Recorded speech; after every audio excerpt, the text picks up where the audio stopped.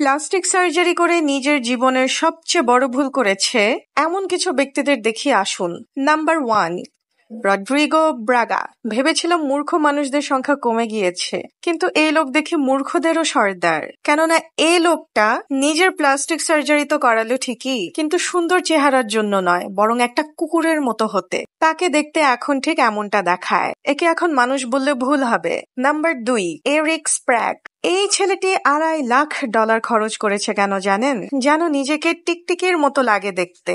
নিজের শরীরে হাজার ট্যাটু, জিভটাও কেটেছে, আবার দাঁতগুলোও চোখা করেছে। দেখুন, পুরোই টিকটিকি লাগছে দেখতে, তবে আমার কাছে একে ঠিক এলিয়েন মনে হচ্ছে।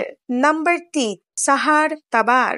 22 বছরের এই তরুণীটি অ্যাঞ্জেলিনা জোলির মতো হতে চেয়েছিল, কিন্তু দুঃখের বিষয় অ্যাঞ্জেলিনা জোলি হতে গিয়ে সে অ্যাঞ্জেলিনা জম্বি হয়ে গিয়েছে। কারণ সে যখন প্লাস্টিক সার্জারিটি করিয়েছিল, তার সার্জারিটি ফেল করে। আর সার্জারি ফেল করা মানেই হলো চেহারা পুরোই বরবাদ। আর সেটাই হলো। সার্জারির পরের চেহারাটা দেখুন।